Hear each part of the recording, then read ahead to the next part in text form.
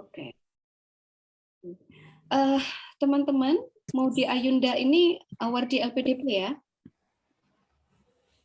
LPDP bukan sih, Kak Rosi? Dibantu? Ya, kalau di PDD LPDP paling ya. keren nih. Saya akan memunculkan beberapa hal esensi penting di dalam administrasi, tapi sebenarnya nggak ada kaitannya dengan mau di Ayunda, biar seger aja ini. Jadi ada 3 hal setidaknya yang harus teman-teman siapkan dengan betul dan checklist dengan dalam. Yang pertama itu adalah administrasi relevance, jadi harus sesuai. LPDP minta A, jangan kasih B. LPDP minta B, jangan kasih C. Ya, jadi relevance harus sesuai. Kemudian yang kedua adalah completion, tentu harus lengkap, selesai ya. Lengkap saja tidak cukup kalau Anda tidak turn in submit, atau submit saja tidak cukup kalau Anda tidak lengkap di dokumennya. Jadi mereka sudah pakai sistem yang ini detektornya lumayan bagus, jadi pastikan complete dan relevan.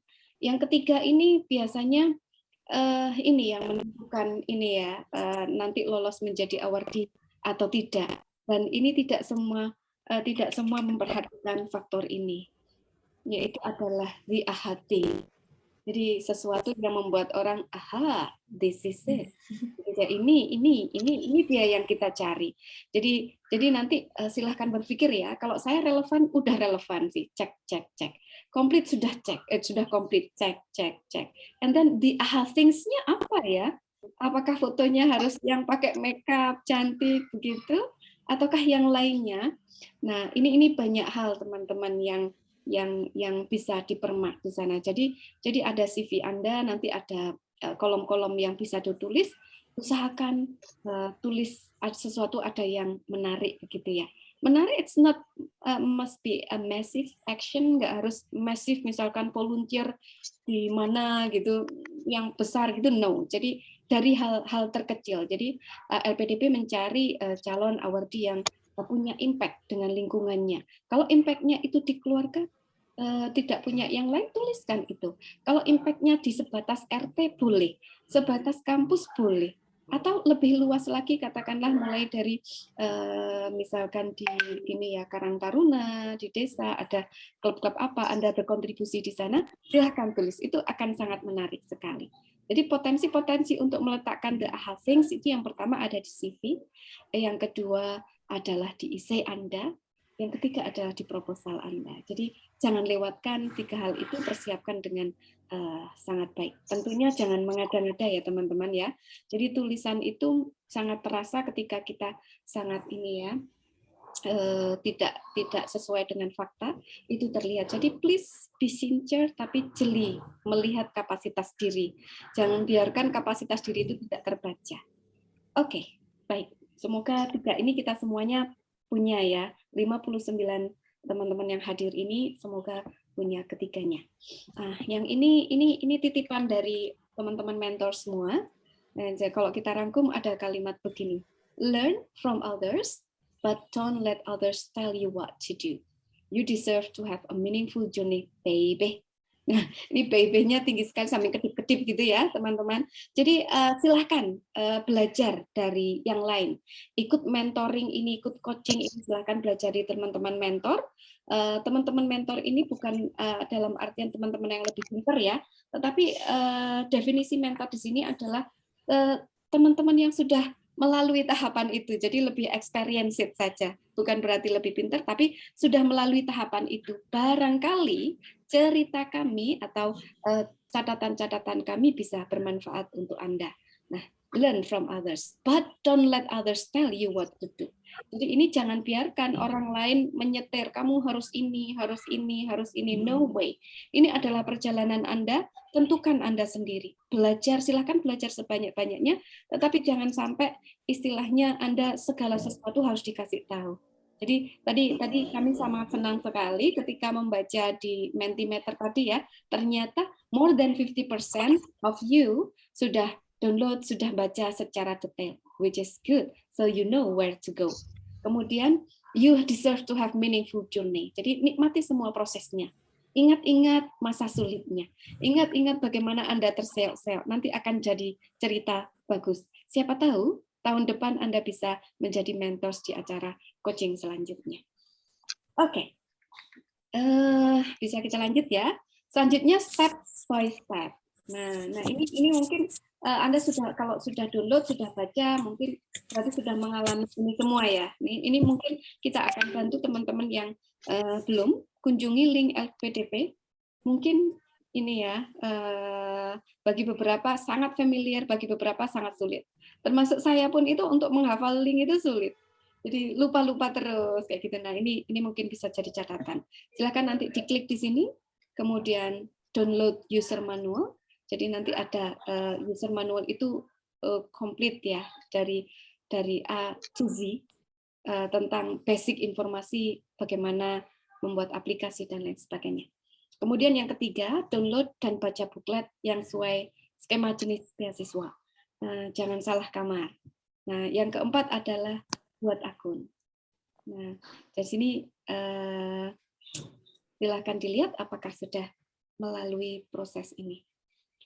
Selanjutnya apa sih yang ada di user manual?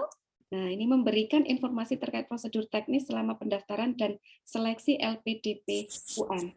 Dan ini buku user manual ini diupdate ya, hampir setiap tahun LPDP mengupdate informasinya. Jadi memang dari teman-teman awardee yang dapat dari beasiswa lain dan sudah mencoba LPDP juga, LPDP itu terkenal ini ya, jadi dinamis ya, kebijakannya dinamis. Per tahun itu kadang ada beberapa hal yang berubah, misalkan tentang usia gitu, tahun batch sebelumnya 40 itu nggak bisa, maksimal 35, batch ini 40, nanti berubah lagi sesuai dengan data yang dimiliki oleh LPDP sehingga kebijakannya juga dinamis.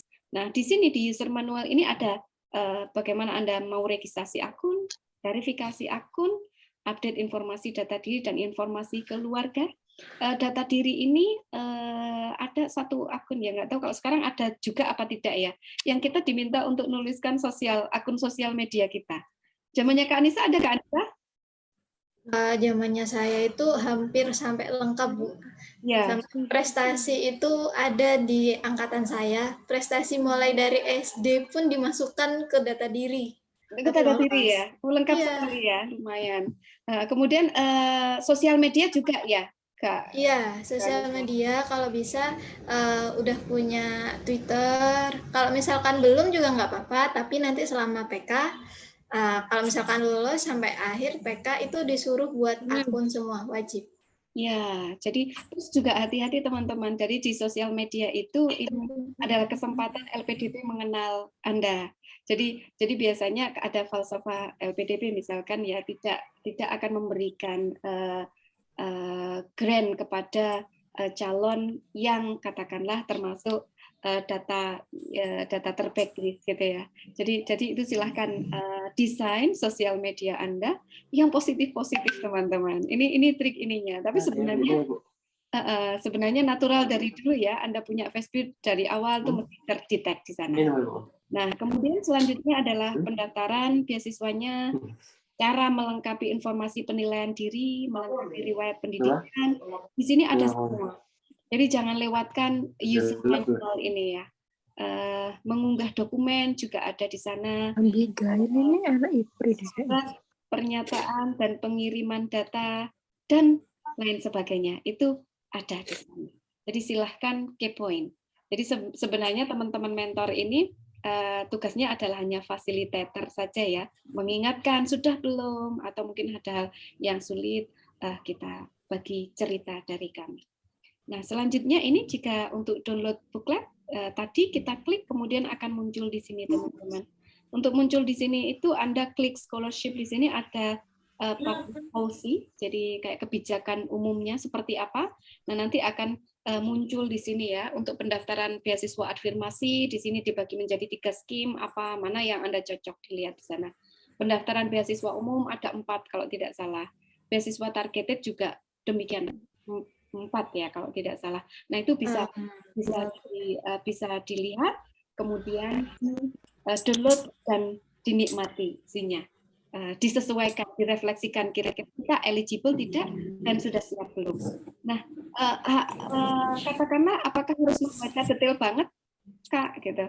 Nah, sebenarnya skimming juga bisa, tapi pastikan skill untuk scanning-nya itu bagus gitu ya. Misalkan dari sini kira-kira ada informasi yang sangat penting tidak yang kalau kita langgar itu fatal gitu. Ada tidak mana yang penting gitu. Kadang kita terlewat gitu. Nah, lihat di poin nomor 4 misalkan ya. Pastikan dokumen pendukung seperti surat rekomendasi, keterangan atau yang sejenis dibuat diterbitkan pada tahun 2022. Jadi kalau teman-teman misalkan sudah ada yang sempat mendaftar tahun lalu, tidak di tahun 2022, mohon maaf, silakan teman ya pemberi rekomendasi minta lagi ya yang terbitkan tahun 2022. Oke, selanjutnya, so what should we do then? Kalau mau memulai, kira-kira apa? Sentral, Ya. alot, dinis sebeleng deh. Nyaman dengan ibu cukup. Jadi setidaknya ada 5M, teman-teman. Membuat akun pendaftaran, adalah membuat smart checklist, kemudian mengumpulkan dokumen yang diperlukan, M ketiga, M yang keempat, menulis esai, proposal penelitian, ini yang butuh lama sebenarnya. Kemudian 5, mengecek kelengkapan dan submit. Nah, ini langkah ini silakan di record ya. Sudah ini belum, ini detailnya apa nanti selanjutnya. Nah, bagaimana cara membuat smart checklist? Nah, teman-teman sudah ada smart checklist pribadi atau belum? Katakanlah, nah ini masa requirement-nya sudah begini, mana yang akan dikerjakan sekarang, besok, dan selanjutnya, sudah ada kira-kira? Boleh open mic juga loh ya ketika saya bertanya. Belum ada, Bu. Belum ada ya, oke. Baik, langkah pertama adalah baca dengan seksama. Persyaratan dulu, kayak tadi yang kita bahas sebelumnya. Kemudian yang kedua ada fokus pada tabel dokumen yang ada di halaman terakhir. Jadi dari setiap buket itu di sebelum appendix ya, sebelum lampiran-lampiran tentang format rekomendasi atau bukti sertifikat IELTS, TOEFL dan lain sebagainya itu ada. Mereka menyediakan tabel dokumen yang kayak checklist gitu, submit dan lain sebagainya. Nah itu silahkan dicermati dengan seksama di sana. Ini sangat membantu sekali. Kemudian gunakan tabel tersebut sebagai checklist. Jadi sudah ada, tinggal merubah formatnya saja. Atau kunjungi link berikut dan download smart checklist yang sesuai dengan skema beasiswamu. Nah ini karya Kak Anissa ini ya. Nanti teman-teman dikasih ini, sebaiknya buat sendiri sih, biar ada feel-nya tadi ya, ada feel prosesnya. Tetapi kalau misalkan tidak sempat atau mau ini sudah ada di sini ya. Jadi ini checklist program afirmasi, daerah afirmasi, dan lain sebagainya. Kita coba lihat satu, bagaimana isinya. Nah, checklist ini kredit goes to Kak Anissa. Terima kasih Kak Anissa. Program umum, misalkan untuk beasiswa reguler, ini teman-teman. Jadi, biodata diri itu online form, tidak berbentuk yang bisa mute saya ya. Iya Bu, yang bisa mute hanya Bu KHK. Langsung mute all aja, Bu. Maaf ya, karena memang hostnya satu teman-teman, jadi ya, oke. Right. Jadi di sini teman-teman, biodata diri ini bentuknya online form, tidak diminta untuk membuat di dalam Word begitu. Jadi Anda tinggal mengisi sesuai dengan yang dibutuhkan di sana. Tapi akan sangat bagus misalkan memang sudah disediakan dalam bentuk Word, kemudian tinggal copy paste di sini. Kemudian ini yang dari sekian ini upload dokumen. Jadi dokumennya harus sudah disiapkan sesuai dengan size yang dibutuhkan. Kemudian surat pernyataan pada aplikasi pendaftaran saat akan melakukan submit, poin-poin terlampir ini juga online form. Jadi nanti checklist di sana. Kemudian surat usulan dari pejabat setingkat eselon 2 ini untuk yang umum ya, itu Anda upload dokumen. Kemudian profil diri pada formulir pendaftaran online itu sudah disediakan di online, tinggal mengisi. Komitmen kembali ke Indonesia, rencana pasca studi, dan rencana kontribusi di Indonesia, Anda tuliskan di sana. Lebih baik sudah diketik di Word, sehingga ini ya meminimalkan typo dan look yang lebih bagus itu di Word dulu, baru di copy di sana. Kemudian proposal penelitian juga. Ini kisi-kisinya sudah ada juga di booklet, jadi tinggal menyesuaikan. Nah, ini tentang checklist. Nah, ini poin penting untuk magister yang berbeda ya, hampir yang di dokumennya itu mirip-mirip antara satu skim dengan skim yang lainnya. Yang membedakan mungkin di sininya. Jadi untuk magister DN dan LN, essay komitmen kembali ke Indonesia, rencana pasca studi dan rencana kontribusi di Indonesia itu 1.500 hingga 2.000 kata. Kemudian untuk yang unik ini saya belum sempat punya rekan yang ambil skim ini ya, skema umum kewirausahaan, ini pakai essay, rencana bisnis atau pengembangan bisnis. Jadi semacam kayak business plan begitu. Kemudian untuk doktoral, untuk skema afirmasi, targeted dan reguler, semua bukan doktoral, ini tidak dibedakan, semua harus submit proposal penelitian sesuai dengan template, kisi-kisi yang sudah ditentukan, Anda ekstrak dalam 1.500 sampai 2.000 kata. Nah, proposal itu untuk membuat 2.000 kata ini sudah, Masya Allah ya, sulitnya. Nah, nanti kita ada sesi yang memberikan tips-tips di sini. Oke. Nah, kemudian kalau ada permasalahan, nggak tahu ini mau nanya ke siapa, kok permasalahannya sangat spesifik sekali, jangan ini ya, jangan malu-malu atau jangan ragu untuk telepon atau kirim tiket bantuan. Jadi ini di semua buku LPDP disediakan ininya ya, alamatnya. Tapi tidak semua calon awardee memanfaatkannya. Padahal mereka sangat helpful sekali membantu kita. Mereka SOP kerjanya berdasarkan lama pertanyaan ya yang direspon. Jadi sudah ada sistemnya, jadi pasti dijawab gitu ya.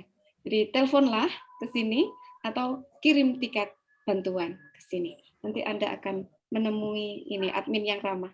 Sesekali adminnya dikasih pantun ya teman-teman. Iya, saya suka iseng kalau minta bantuan tiket bantuan, saya akhiri dengan pantun untuk mengucapkan terima kasih sekali. Saya sangat paham betul lelahnya ini ya, lelahnya orang di balik komputer dan lain sebagainya. Kalau dikasih pantun yang seger nanti, insya Allah ya bisa lebih moodnya baik, jadi lebih semangat lagi melayani kita semua.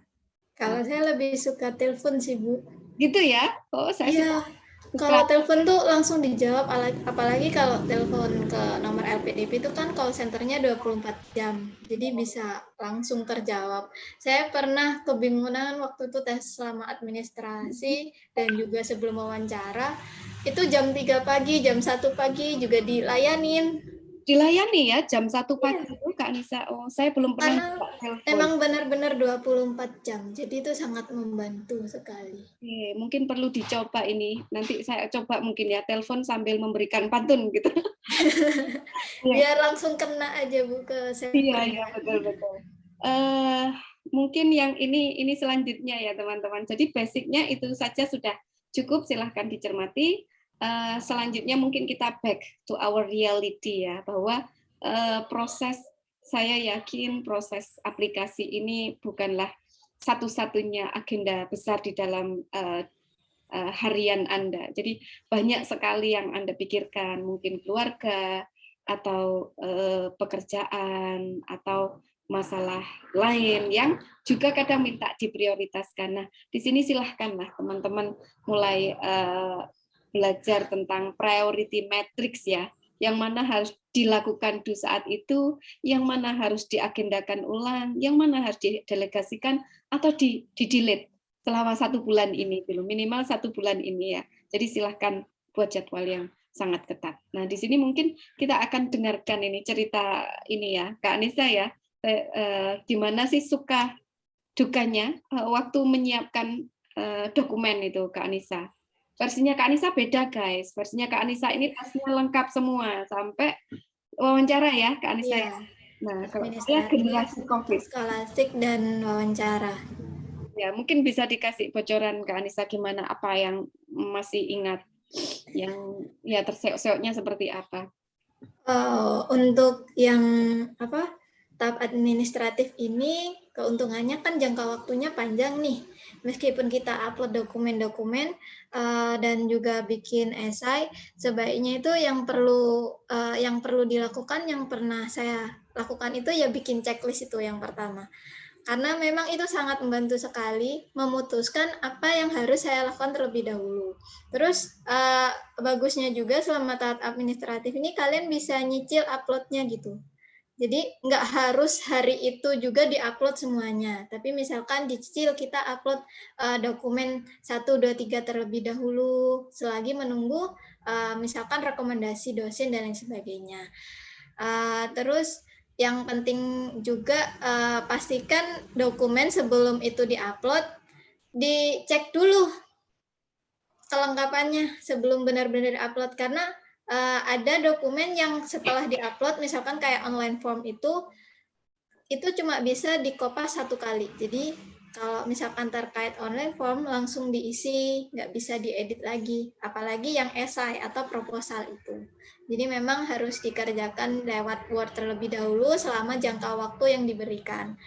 Terus kalau kegiatan yang Delat ini mungkin beberapa aja sih kegiatan yang mungkin kurang lebihnya bisa tidak penting, bisa dieliminasi, yang tidak terkait dengan beasiswa gitu bisa. Kalau saya sih gitu Bu, pengalamannya fokus mengumpulkan dokumen-dokumen, tapi tidak terlepas mengerjakan esai itu nyicil. Jujur saja saya mengumpulkan esai itu H-1 hari sebelum ditutup. Jadi memang sepanjang itu kan jangka waktunya kan 1 bulan gitu. Tapi ya setidaknya harus benar-benar yakin gitu loh. Benar-benar kan ya Kak Anissa ya. Iya. Ya, mungkin misalkan ini ya, kalau dari saya, kisah saya dulu itu hanya 2 minggu ya teman-teman ya. Jadi semua proses itu 2 minggu, mencari rekomendasi, membuat esai, membuat proposal itu hanya 2 minggu. Dan akhirnya konklusinya itu jangan tunda-tunda, serius jangan tunda-tunda. Di 2 minggu itu saya sempat sakit teman-teman. Jadi pada waktu pengusulan ya, jadi saya membuat proposal itu 3 hari 3 malam, hampir tidak tidur. Itu sudah jelek sekali habitnya. Kemudian selanjutnya mengejar surat rekomendasi izin dari kampus yang akan memberikan surat tugas ini ya, tugas belajar. Itu sudah luar biasa. Di gongnya saat menulis esai kontribusi itu saya sakit. Jadi demam tinggi, muntah-muntah, mual,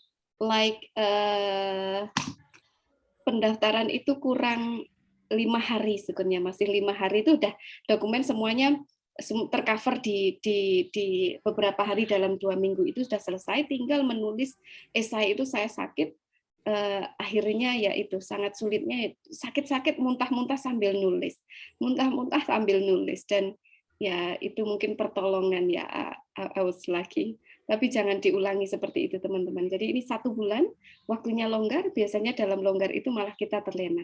Jadi silahkan targetkan, sebelum katakanlah ini 1 bulan, seminggu kasih ruang 1 minggu, sudah selesai katakanlah ya. 1 minggu sebelumnya saya ingin semuanya sudah selesai. Atau kalau belum selesai tinggal menunggu dokumen yang memang tidak di luar kapasitas kita ngontrol gitu. Katakanlah misalkan rekomendasi dari pejabat atau dari dosen pembimbing Anda, kemudian saya dijanjanin ini ya hari Senin ya di jam kerja. Nah, itu kan di luar kapasitas kita. Nah, jadi gunakan seminggu itu tinggal menunggu hal-hal yang di luar kontrol kita. We never know apakah kesehatan itu akan dikasih sampai semuanya selesai, atau mungkin kayak tadi ya kasusnya yang luar biasa. Saya itu sampai, ini mengetik aja sambil trembling teman-teman. Tangan saya bergetar sekali. Tapi pada waktu itu jadinya yang keluar mungkin ceritanya jujur sekali ya. Mulai dari seperti apa. Jadi emosinya lebih muncul di situ. Jadi nyawa tulisannya dikasih emosi di sana. Itu teman-teman mungkin hal yang perlu diperhatikan. Kemudian what next? Kak Anissa, kira-kira teman-teman ini apa yang harus dilakukan next biar lebih terarah? Tugas, Bu. Oh, tugas. Sistemnya bagaimana Kak Anissa? Mungkin dijelaskan ya. Tugasnya kan kita yang pertama itu membuat atau mengisi checklist. Bagi teman-teman yang udah punya checklist nih, bisa diisi mulai dari sekarang, nanti pada tanggal 10 ketika kita ketemu lagi, kita bisa review masing-masing nih checklist apa yang belum nih. Misal kalau belum, Kak saya belum dapat ini, apa sih saran-sarannya kan? Bisa seperti itu. Atau tanyakan ketika waktu Zoom tanggal 10 itu. Yang kedua itu membuat outline untuk esai atau proposal penelitian. Untuk esai ini untuk yang magister, sedangkan proposal penelitian bagi yang doktoral. Jika sudah ada, bisa dikirimkan ke kelas masing-masing, biar nanti bisa langsung dicek sama mentor yang ada di kelas masing-masing. Jika masih belum, boleh kok masih dalam bentuk outline. Misalkan di paragraf pertama saya mau bahas apa nih, paragraf kedua mau bahas apa. Yang jelas, kalau bisa terkait esai maupun proposal mengikuti tema yang sudah ditetapkan pada buku. Kurang lebihnya tugasnya seperti itu. Betul Kak Anissa. Jadi teman-teman membuat outline ini dari teman-teman dulu sendiri ya. Jadi silahkan explore dari bookletnya itu kata kuncinya atau topik-topiknya apa per subbabnya harus diisi apa, itu silahkan berkreasi dulu membuat outline. Nanti kan ada sesi juga yang mana mungkin di sana nanti ada tips dan trik biar esai itu bagus. Jadi nanti tinggal sifatnya tidak menulis dari awal lagi, tapi tinggal membenahi, menghaluskan, dan biar itu ya nyawanya kata-katanya muncul di sana. Nah, jadi kita by progress ya teman-teman, satu tapi make sure jangan berhenti, pelan boleh tapi jangan sampai berhenti. Kita spare waktu yang cukup untuk mengantisipasi hal-hal yang di luar kontrol kita. Mungkin ini untuk tugas bisa dipahamin ya teman-teman. Jangan dianggap misalkan tugas dari dosen kayak memberatkan gitu, enggak ya. Jadi this is for you actually. Jadi dibuat senang. Ini mungkin akan lebih terarah begitu ya. Oke, mungkin demikian Kak Rosi, saya dan Kak Anissa sudah selesai paparannya. Mungkin boleh waktu beberapa lama untuk ngobrol ya dengan teman-teman, apa kira-kira yang ingin ditanyakan atau seperti apa. Nah, baik, terima kasih ya saran materinya yang sangat luar biasa nih tipsnya dari Ibu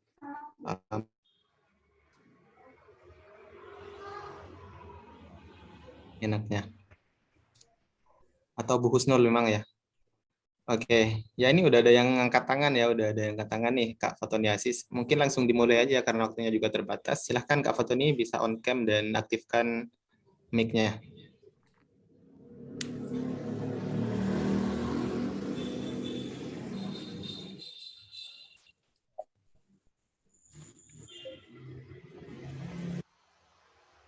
Ya silahkan Kak.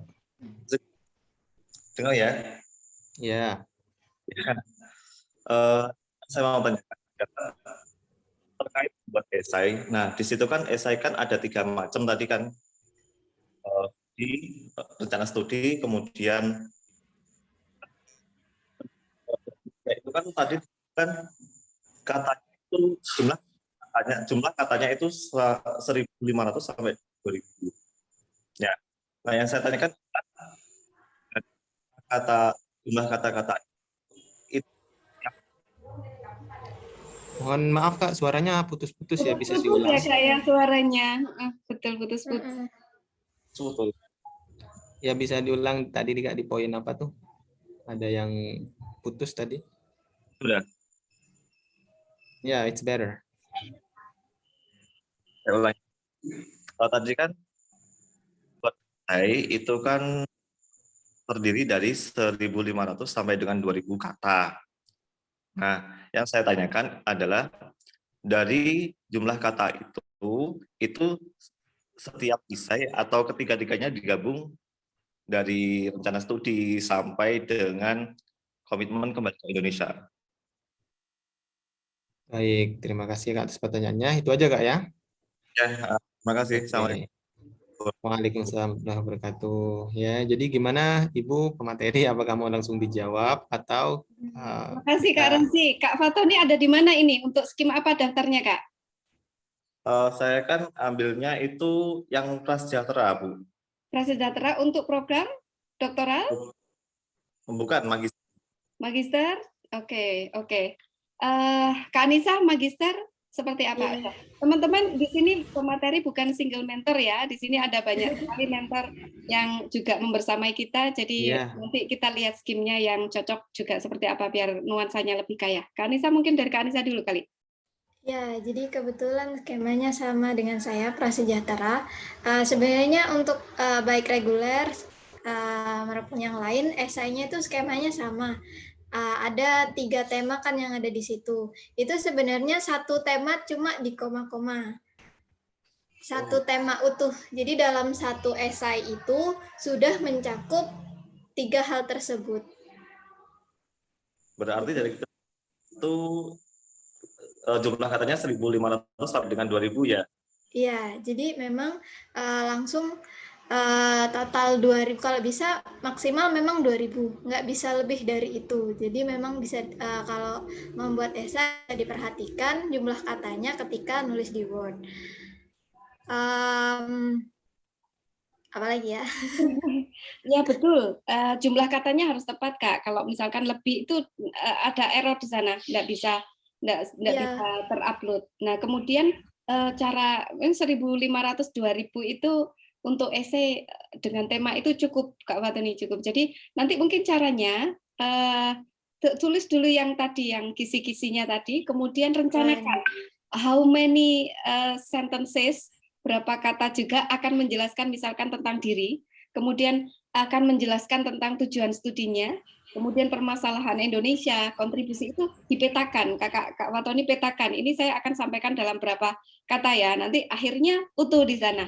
Nanti kalaupun ada pergeseran itu wajar, tapi nanti bisa lebih pas gitu, geser-gesernya tidak timpang ya.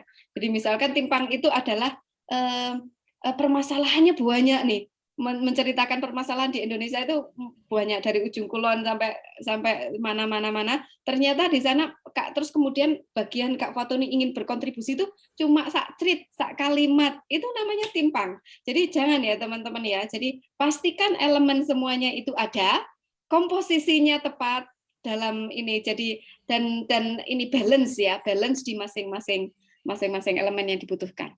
Ya. Gitu mungkin kali. Ada teman-teman lain ada yang menambahkan? Kita juga ada Pak Lurah loh, ini disapa dulu Pak Lurah. Calon awardee mungkin ada nanti bergabung juga dengan kelurahan LPDP UM. Ya, mungkin teman-teman ada yang lain, Pak Lurahnya mau menambahkan. Lurah Agus. Masih di mute. Masih mute, Kak. Ya, kemarin kan saya kan coba. Gimana Kak Fatoni? Ya lanjut sambil menunggu. Buat yang saya pikirkan itu, kalau yang tahun-tahun sebelumnya kan pikiran saya, oh ini berarti harus selesai dan masing-masing selesai 500 sampai 2.000 kata. Aduh, saya sekali ya saya itu. Jadi Ya. Jadi alhamdulillah selesai. Dan cuma luruskan yang perlu nanti saya butuh juga dari ibunya atau dari coaching yang lain. Ya betul. Jadi tadi agak putus-putus ya Kak ya, tapi kayaknya menangkap isinya. Jadi mapping tadi penting teman-teman. Biasa kalau saya ya, kasus saya itu saya buat mapping dulu. belum bisa nulis, nggak apa-apa mapping, tapi ternyata mapping itu masuk ke mimpi saya, Masya Allah. Jadi sampai ngimpi-ngimpi. Jadi nanti bangun-bangun itu sudah ada ide, oh saya akan memperkenalkan diri dari sisi ini dulu. Kemudian nanti nulis itu, nanti santai-santai lagi ngapain, naik motor atau berkendara kayak gitu ya. Tiba-tiba muncul, oh kayaknya Indonesia saya akan melihat dari permasalahan ini, pendidikan ataukah apa, human resource development atau apa. Nah, kemudian lanjut lagi, kira-kira kalau gini apa ya? Nah, itu bisa disimulasikan sampai Anda termimpi-mimpi, itu baru keren. Kalau sudah mimpi itu keren. Sampai terbawa tidur ya, Bu. Iya, betul. Itu mungkin Kak Rosi, back to you. Sekian mungkin Ya, Kak Antoni ya. Iya, oke, baik. Iya, Kak. Apakah sudah menjawab ya, Kak ya? Kayaknya sudah jelas ya. Karena di booklet juga udah dijelaskan poin-poin apa yang harus ada di essay tersebut kayak gitu, Kak. Nanti bisa dicek lagi. Oke, terima kasih ya Kak Fatoni atas pertanyaannya dan Kak Nisa sama ya atas jawabannya. Oke, yang kedua nih dari Mas Raditya ya. Silahkan Mas, bisa diaktifkan mikrofon dan kameranya. Oh ya, terima kasih. Perkenalkan, nama saya Raditya Sensor Waliulo. Oh ya, yang pakai Linux ya, Kak. Silahkan. Iya, izin nanya Kak. Saya itu. Suaranya bisa dikeraskan dikit Kak, gak kedengeran. Oh, oke. Bisa kedengaran? Kak Radit, boleh dong dikenalkan dari daerah mana, pengennya melamar jurusan apa, begitu ya? Oh iya, baik. Oh ya, saya dari Sorong, Papua Barat, mengambil skema afirmasi. Yang pengen saya tanyakan ini, saya mencoba mengambil yang program yang research, nggak yang coursework. Saya sudah mendapatkan agreement letter dari supervisor saya. Namun dari sisi admisi saya belum mendapatkan. Ada yang saya sudah mendapatkan LOA, ada yang juga saya belum mendapatkan LOA karena terpentok dari English-nya, English sertifikatnya, TOEFL atau IELTS itu. Nah, yang saya mau tanyakan, bisa nggak ya dari kampus, bisa ya dari LPDP itu menerima LOA kondisional? Itu aja, Kak. Iya. Silahkan Kak, bisa dijawab ya. Siapa nih mau berbagi tips ini? Boleh nggak sih LOA conditional? Kak Abigail, do you have any idea, Kak Abigail? Masih fresh ini? Jadi Kak siapa tadi? Kak Radit. Raditya Faisal. Iya. Kak Radit, di bukunya berbunyi apa di skimnya Kakak? Apakah LOA conditional ataukah unconditional? Nah, saya tadi buka. Saya belum baca sepenuhnya pada bookletnya, tapi saya tadi langsung buka di websitenya. Cuma hanya ada 2 pilihan sih. Belum memiliki LOA dan LOA unconditional. Jadi ini ya, mungkin kalau LPDP itu kan by checklist ya Kak Raditya. Mungkin ya teman-teman nanti tolong diinikan ya, direvisi kalau ada yang punya pengalaman yang serupa. Kalau saya tidak punya pengalaman, tapi begini mungkin Kak. Jadi nanti Kak Raditya cek dulu di panduannya di skimnya Kakak yang diminta LOA conditional atau unconditional. Kalau bunyinya unconditional dan tidak punya, berarti yang conditional itu dihitung tidak punya gitulah, belum punya gitu Kak ya. Jadi amannya ikut mana gitu. Jadi kakak lihat dulu and then ya sesuaikan dengan skimnya Kakak begitu ya.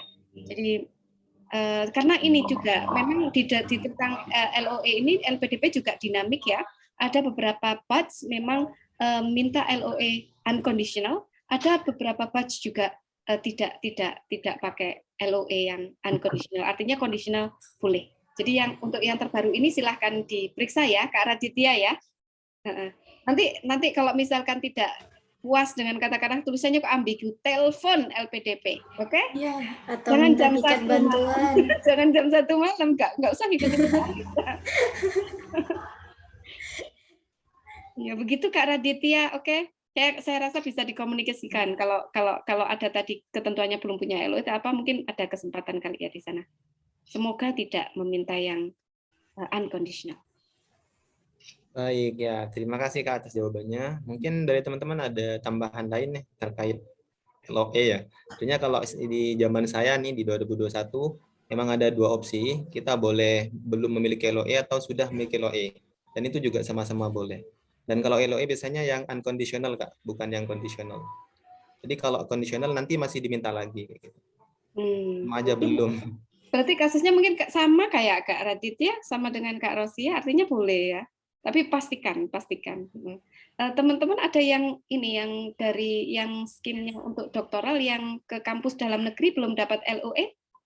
Adakah? Nggak ada ya?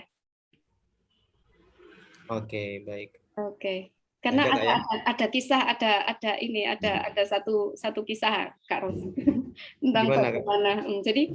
Jadi begini, ini mungkin terjadi di saya dan Kak Afif ya, Kak Afif Ikhwanul Muslimin ini waktu itu kita belum punya LOE dan daftar LPDP hanya 2 minggu masa COVID itu ya.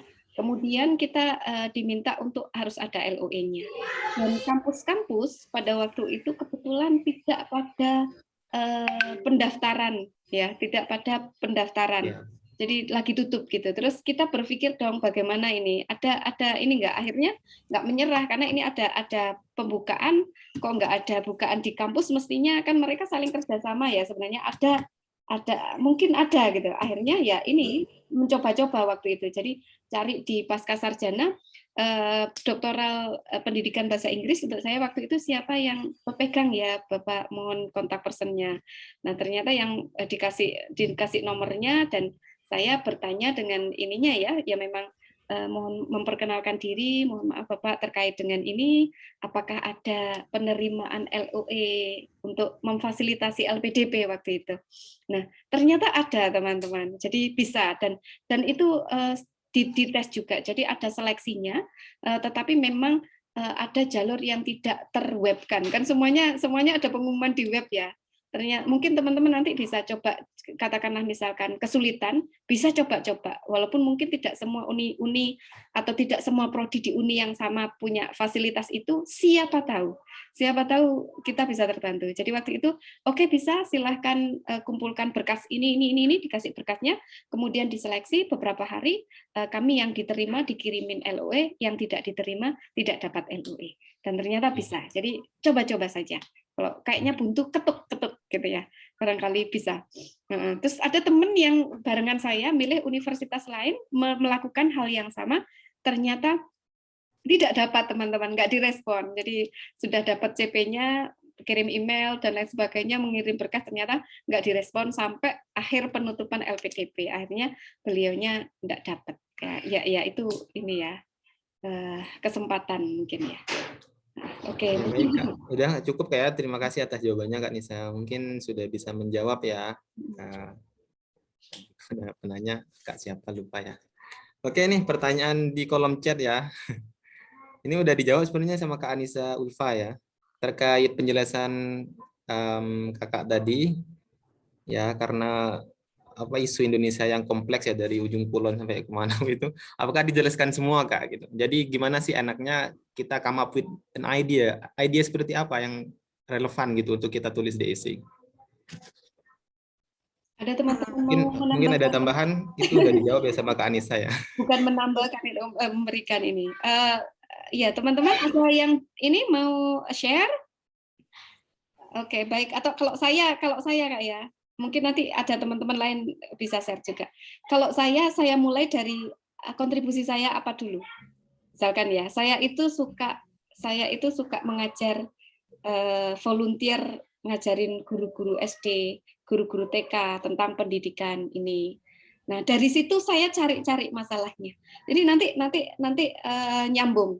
Jadi jangan mencari permasalahan Anda yang belum berkontribusi di sana.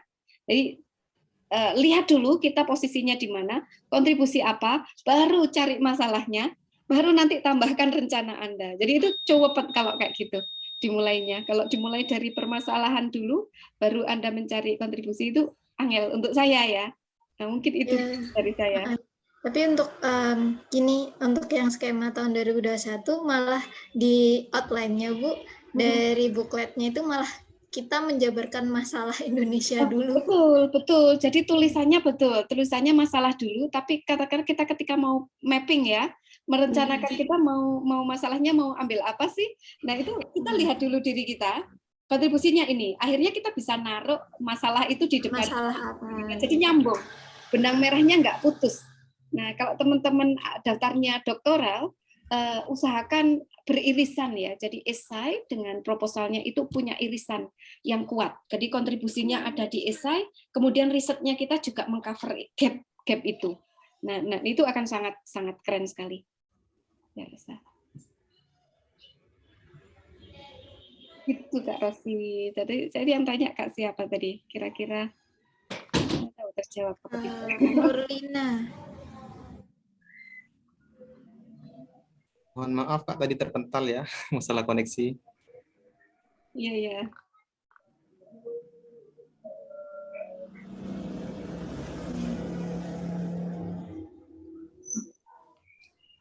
Ini ada pertanyaan lagi, Kak. Seperti apa Kak Anissa? Tentang jurusan nih.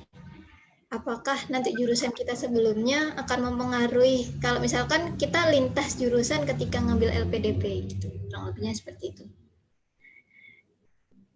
Sebenarnya ada yang punya pengalaman begitu tidak? Ada beberapa nih Kak cerita. Enggak. Ada beberapa teman-teman yang kayak gitu. Jadi beberapa ya saya kenal. Jadi S1-nya itu jurusan pendidikan ekonomi, kemudian di S2-nya di manajemen ya.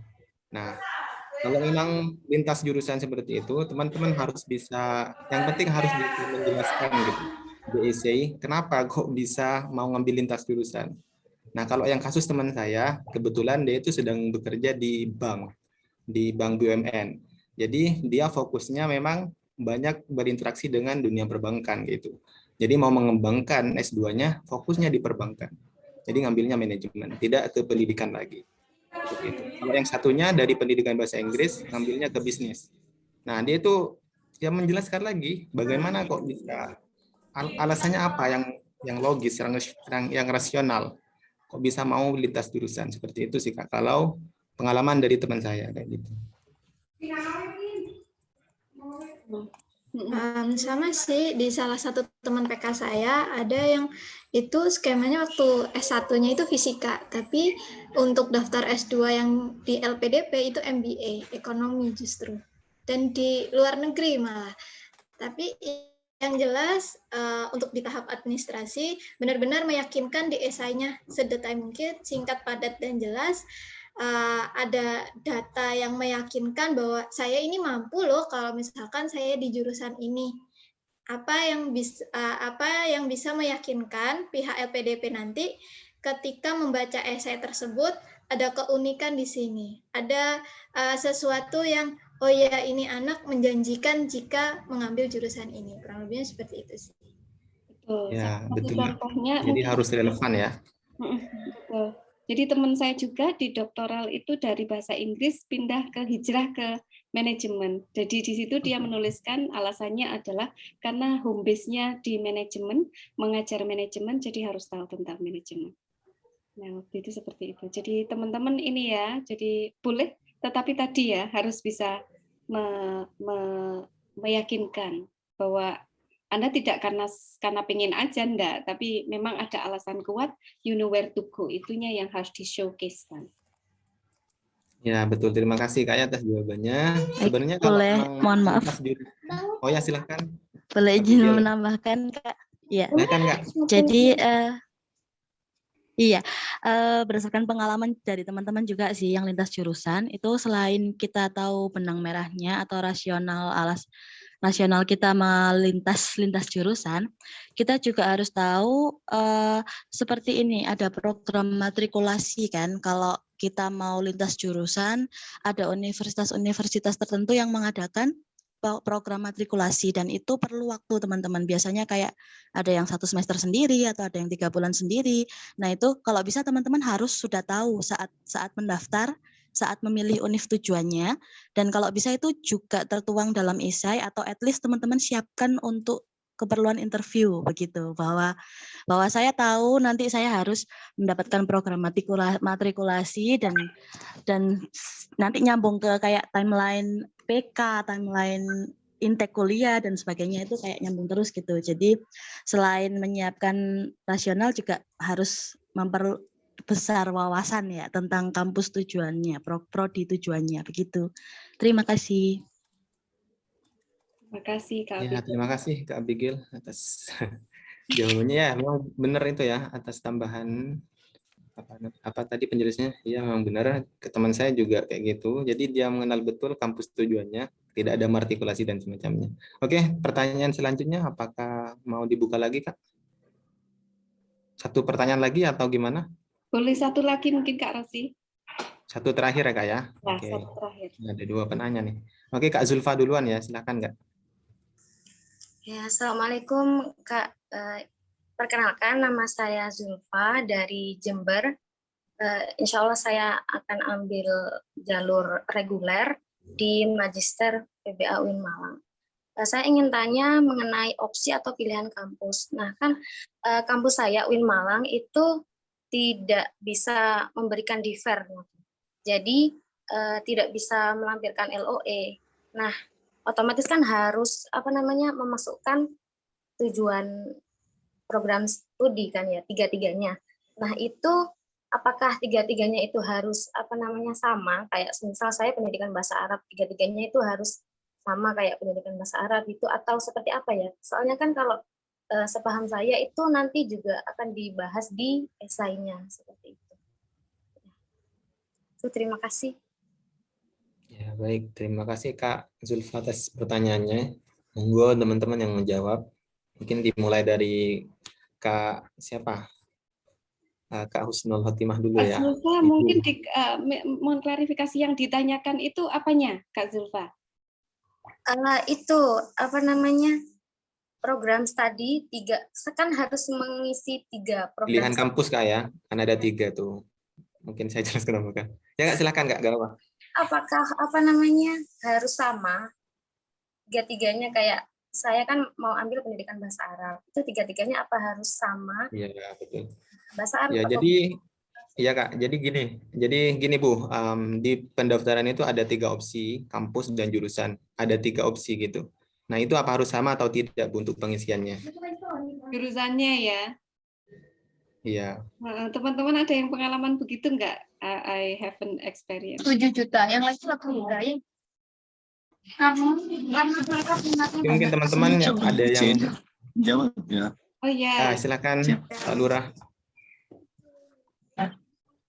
Oke, sebelumnya terima kasih Bu Husnul, Kak Husnul, Kak Anissa, dan Kak Rosi yang sudah mantap sekali ini presentasi malam ini tentang administrasi.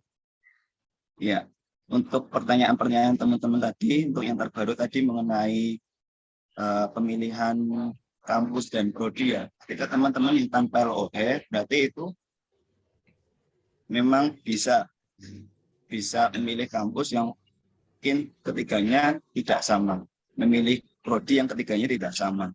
Gitu. Jadi semisal pendidikan bahasa Arab, kemudian pendidikan bahasa Indonesia, itu enggak apa-apa.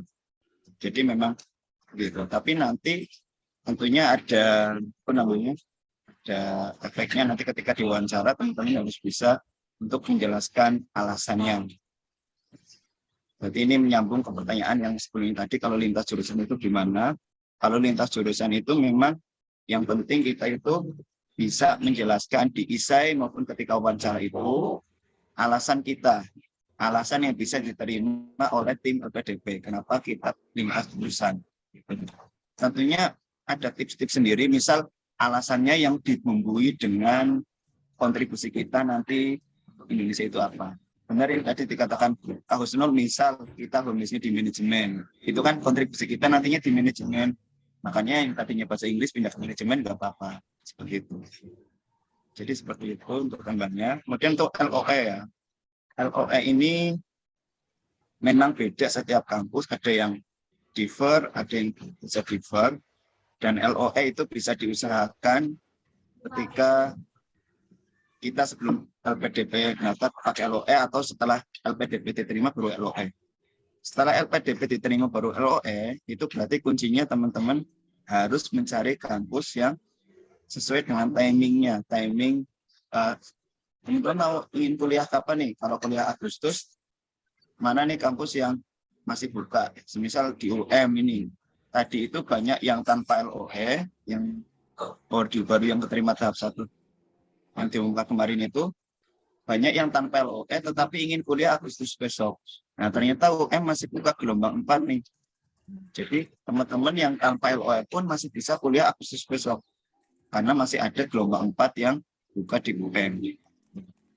Apalagi yang udah LOE ya, yang udah LOE kan udah pasti tuh hanya emang Agustus dan pilihan prodi sama kampus memang hanya 1. Itu mungkin dari saya. Terima kasih. Ya, cukup jelas ya jawabannya dari Pak Lurah, jelas banget ya Kak. Oke, dan ini tips tambahan dari saya, kalau bisa pilihan kampusnya jangan sampai sama kalau bisa ya. Karena efeknya apa? Ketika kita sama pilihan kampusnya, kemudian kampus tujuan kita itu tidak membuka pendaftaran, atau paling naasnya ya kita tidak diterima di kampus tersebut. Kita bisa pakai opsi yang kedua kayak gitu. Kalau kasus saya kemarin, saya pilih 2 kampus ya, UPI sama UM. Nah, kebetulan UPI itu lama banget pendaftarannya, dan teman-teman saya udah pada pamer LOE, saya ini udah dapat LOE. Nah, saya jadi insecure gitu, saya belum dapat LOE. Jadi, saya banyak riset lagi tentang UM. Nah, ternyata UM udah buka duluan dan lebih cepat. Jadi, saya daftar di UM. Jadi, teman-teman, selain satu kampus, diharapkan variatif ya, karena jika satu nanti juga repot nanti kalau mau pindah kampus lain yang tidak ada di list ketika mendaftar. Seperti itu. Ya mungkin gitu aja sih. Apa ada tambahan lain dari teman-teman mentor? Cukup Kak Rosi, sangat jelas sekali. Baik, ya karena ini waktunya udah habis Kak ya. Tapi ada yang satu pertanyaan terakhir Kak, apa mau dijawab atau gimana Kak? Boleh mungkin kali ya, nanti terakhir ya, terakhir banget nih. Takutnya termimpi-mimpi. Oke, jadi usahakan pertanyaannya singkat, padat, dan jelas ya. Silakan Kak Atrusi Robiul Hakim, monggo. Baik, sebelumnya terima kasih waktunya buat Kak Moderator. Ini yang mau saya tanyakan kemarin waktu waktu pembukaan saya sebenarnya sudah pernah tanya yang masalah LOE dan differ untuk kampus UM. Nah, itu waktu itu dijawab sama Kak Arkun dan sama Prof Suyono, itu sudah sebenarnya secara umum bisa dibantu dan diusahakan ya. Namun secara teknisnya saya masih perlu ingin tahu untuk khususnya mungkin yang sudah ada pengalaman untuk differ ya.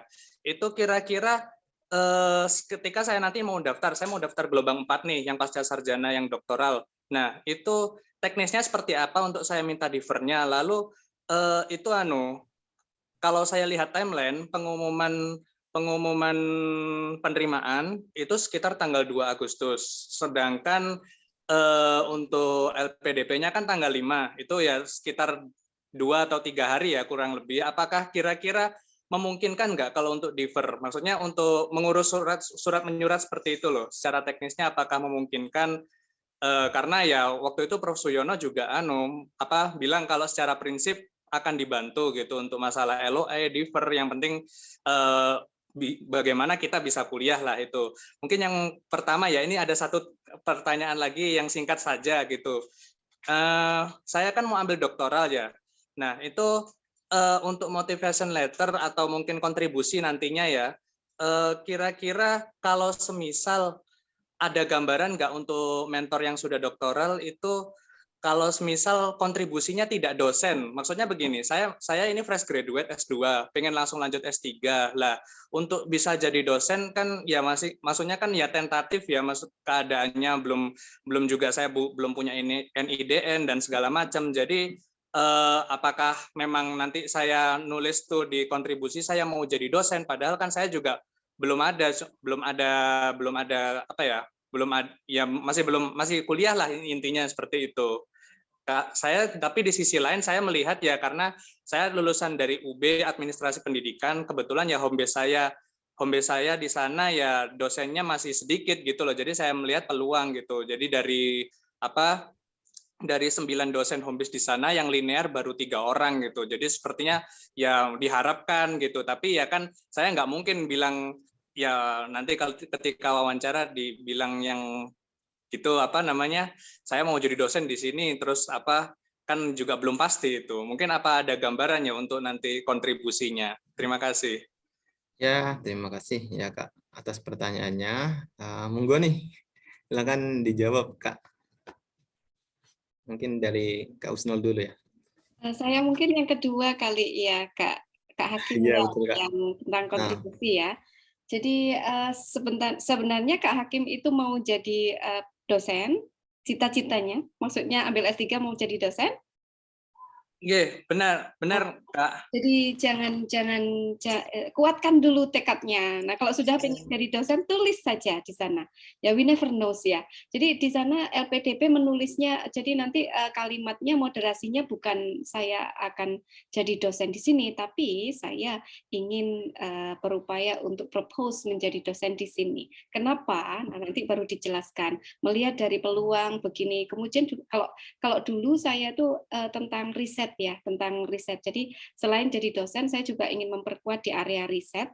Nah, di situ saya juga riset tentang data dosen di kampus saya dan secara perankingan saya posisi di mana, kemudian kolega saya seperti apa trennya. Nah, di situ yang saya rangkum menjadi satu narasi, saya tuliskan datanya juga bahwa memang di area riset ini butuh satu penguat. Nah, disitulah saya akan masuk dengan bekal dari S3, saya ingin berkontribusi di sana. Nah, itu artinya datanya statistiknya, resource-nya ada, jadi lebih saintifik, ini ya, bertanggung jawab di sana, tapi kita tidak membual. Jadi benar-benar ini. Jadi nanti Kak Hakim bisa juga seperti itu, dari ini dilihat seperti ini dan peluangnya ini yang ada, misalkan ekspertisnya di apa. Nah, Kak Hakim apa tuh gap-nya yang ingin Kak Hakim tawarkan di situ apa? Nah, jadi jangan mengulang sesuatu yang sudah ada. Jadi cari ya seperti riset lagi ya, jadi gap ya, ini dalam gap reality ya. Nah, itu Kak Hakim mesti sudah tahu itu maksudnya. Artinya kalau sudah pengen jadi dosen, jangan mundur-mundur lagi, upayakan. Mungkin nanti bisa juga dikasih, misalkan selain dosen, saya juga ingin sebagai peneliti ya. Peneliti itu yang sangat digandrungi sekarang kalau untuk yang di tingkat doktoral. Oke, mungkin itu yang kedua. Yang pertama, saya enggak paham Kak Rosi ya, enggak berani ngomong Ya, kalau paham. ya nggak apa-apa Kak, betul. Jadi yang pertama teman-teman untuk urusan teknis ya, difference semacamnya, saya pribadi juga kurang paham tuh kalau masalah seperti itu. Mungkin teman-teman Pak Lurah atau Mas Abdi atau siapa teman-teman yang mau bantu jawab.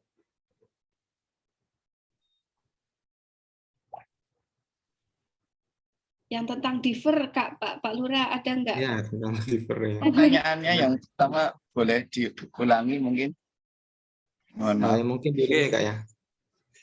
Saya ulangi ya Kak ya. Jadi gini, ketika talk show kemarin, ketika pembukaan, saya kan sudah bertanya tuh ke Kak Arkun sama Prof. Suyono. Pada prinsipnya masalah LOE, differ itu bisa dibantu karena ya UM memang ingin memfasilitasi mahasiswa-mahasiswa LPDP tahap 2 yang ingin nantinya kuliah di bulan entah itu Januari jika dibuka ataupun Agustus. Nah, oleh karena itu dengan LOE itu kan kita butuh differ, penundaan. Nah, surat differ itu saya ingin bertanya teknisannya ke teman-teman yang sudah pernah mengajukan differ, bagaimana teknis mendapatkannya, lalu ya bagaimana teknis mendapatkannya yang pertama, lalu yang kedua kan pengumuman gelombang 4 ini tanggal 2 Agustus, otomatis LOE itu juga kan saya baru tahu diterimanya tanggal 2 Agustus, sedangkan penutupan pendaftaran itu kan 5 Agustus. Nah, untuk mengurus surat menyurat differ itu bagi yang sudah berpengalaman dan sudah pernah mengurus, kira-kira nutut nggak ya kira-kira itu? Kira-kira apakah masih bisa sampai tanggal 5 gitu? Itu yang saya tanyakan. Saya bisa bantu jawab, tapi mohon izin untuk off camp karena ya, lagi bisa. nemani si kerucil-kerucil ini. Siap. Siap Bu, Iya, silahkan siap monggo. Bu. Catherine. Iya, Mas Ito. ini berdasarkan pengalaman saya ketika waktu itu mengurus LOE dan sekaligus Dever. Jangan khawatir Mas, surat Dever itu selesai dalam 1 hari waktu itu. Jadi ketika ada pengumuman kita keterima di UM, otomatis kita kan ada SK Rektor. Yang di web itu yang diumumkan. Nah, SK-nya itu waktu itu saya sodorkan untuk mendapatkan LOE. Nah, LOE-nya juga cepat keluar, sedangkan kalau sudah LOE di tangan kita, kita sodorkan ke fakultas, 1 hari jadi. Begitu. Oke, apakah sudah menjawab Kak Atrusi? Jadi itu mintanya ke fakultas ya? Ya, waktu itu saya menghadap ke Budekan dulu, dan Budekan diposisikan ke fakultas, dan pagi sorenya sudah jadi. Begitu. Oh, jadi LOE dan Dever diterbitkan oleh fakultas ya, Mbak ya? Kalau LOE dari pusat, Mas. Oh, dari pusat. Iya. Lalu Dever dari fakultas. Iya, betul sekali waktu itu. Oh, iya. Baik-baik. Terima kasih informasinya, Mbak. Oke, tambahan gitu. Sama-sama. Kalau boleh menambah ya. Ini mungkin kalau Dever memang waktu itu aku enggak ngajuin Dever, cuma untuk LOE memang karena waktu kemarin itu masih COVID, jadi aku langsung hubungi Subak Akademik gitu. Dan hari itu juga langsung dikirim untuk LOE-nya. Hari itu juga langsung ketika sudah respon langsung tunjukkan tanda bahwa kita sudah diterima di UM, langsung diajukin langsung hari itu juga, Mas. Kalau LOE ya, kalau Dever memang gitu. Kalau itu sudah Bu Masito sudah tadi. Oke, gitu. Ya, terima kasih Kak Abi atas tambahannya dan Bu Masito. Apakah sudah menjawab ya Kak Atrusi ya? Iya, menambahkan pertanyaan yang di chat itu, Mas. Oh iya ya, silahkan. Silahkan Mbak. Jadi teman saya itu ada yang apply di kampus lain juga. Ternyata kampus lain tidak sebaik UM loh untuk memberi surat Dever. Ya, kebijakan setuju sama. Iya. Sama. Jadi kalau bisa kuliah di UM aja. Iya, itu tambah dari Promosi saya. Promotion ya. Iya. Kak Rosi sepertinya ini nanti Kak Hakim baru bisa tidur ya. Nahan-nahan pertanyaan mulai dari waktu itu ya, waktu acara offline. Berapa hari itu Bu ya? Betul. Bisa tidur ya Kak Hakim? Bisa tidur. Iya, oke. Oke, baik teman-teman, karena waktunya sudah malam nih ya. Dan ini kalau Indonesia Timur sudah jam 10:30 ya teman-teman, lumayan malam ya, udah hampir midnight. Jadi mungkin sekian. Apakah perlu dirangkum ya? Kayaknya di kolom chat aman ya. Oke, mungkin rangkumannya segini in a nutshell ya. Jadi dari pertanyaan teman-teman, jadi boleh kita lintas jurusan asalkan kita bisa menjelaskan secara rasional, bisa dijelaskan dengan kontribusi kita, apa yang sedang kita kerjakan dan kedepannya seperti apa. Walaupun sebenarnya walau juga sama dengan jurusan sebelumnya linear, kita juga harus menjelaskan secara rasional juga sebenarnya kayak gitu. Jadi poinnya juga sama sebenarnya. Oke. Kemudian apakah harus menuliskan essay di semua kampus yang kita masukkan? Enggak, kita fokus di kampus tujuan pertama. Misalnya ke UM ya kita ulas aja tentang UM semuanya, tentang mata kuliahnya, tentang dosen-dosennya, tentang risetnya dan semacamnya di UM. Jadi fokus satu kampus saja, tapi tidak menutup kemungkinan si interviewer juga nanti nanya tuh membandingkan dengan kampus lain. Jadi teman-teman juga harus mempersiapkan jawaban tersebut. Oke, seperti itu mungkin untuk meeting pada malam hari ini. Terima kasih teman-teman atas kehadirannya. Mungkin kita langsung tutup Kak ya. Ya, boleh Kak. Ya, terima kasih juga. Ya, terima kasih teman-teman mentor, narasumber ya, atau speakernya Bu Husnul Khotimah yang sangat luar biasa, dan Kak Anissa, dan teman-teman mentor yang lain yang udah memberikan waktunya untuk sharing kepada kita semua. Dan tidak lupa teman-teman peserta calon award LPDP ya insya Allah yang akan mendaftar di batch ini, semoga selalu diberi kesehatan sehingga bisa mengikuti next meeting kita. tanggal 5 ya Kak ya? Tanggal 10 ya. Oke, mungkin sekian. Saya tutup dengan wassalamualaikum warahmatullahi wabarakatuh. Waalaikumsalam. Waalaikumsalam warahmatullahi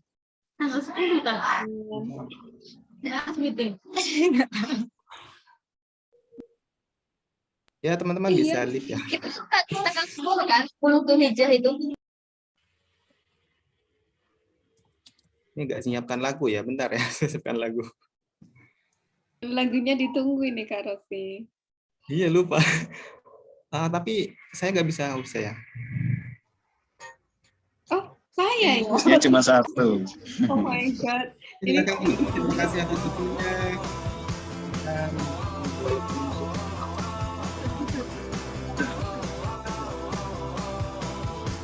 Terima kasih Kak Rosi. Ya, sama-sama teman-teman. Terima kasih Kak Anissa, makasih Kak Rosi. Selamat ya.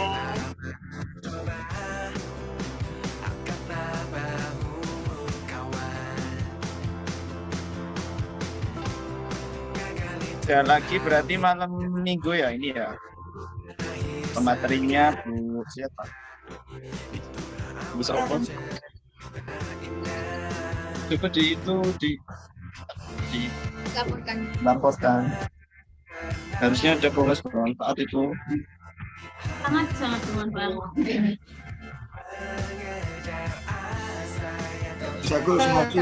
Tanggal 10 waktunya Mas Rozi nih sama kita. Tinggi ya? Ambil itu.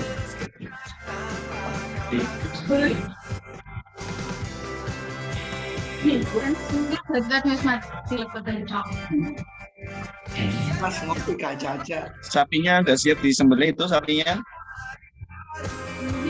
Ya guys. Sapi. Itu loh. Ngopi Kak Caca. Konsisten dari awal sampai akhir ini. Bentuk sapi. Aku pengen.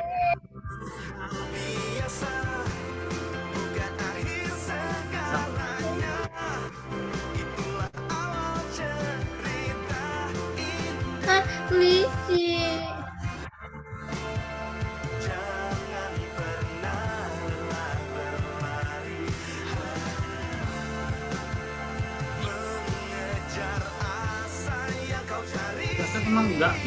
Teman-teman apakah di grup kelas pada aktif untuk bertanya?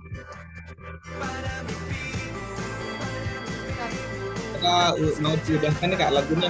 Koordinator kelas sih tugasnya apa? Biasanya enggak aktif kalau Belum ada ya? emang Mas Aklawi butuh apa? Butuh uangnya sih. Baik. Rizky, aku kirimin. Aku juga sih udah mulai ngutang-ngutang. Pak Lur. Butuh Pak Lurah. Halo Pak Lurah. Ini Kak Nisa sebagai kelinci ya. Pak Lurah. Teman-teman di kafe. Caranya kayak gitu gimana itu? Caranya jadi apa jadi ikan aja?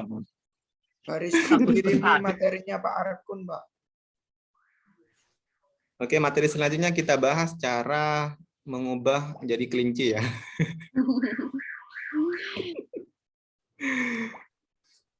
Mau tahu nggak nih Kak Agus nih? Caranya yo. Oke, Kak Nisa Gimana mau Mas tanya cara nih, ubah jadi kelinci? tanggal 10 gimana Kak ya?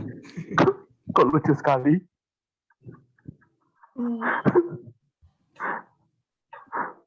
Teman-teman izin live ya.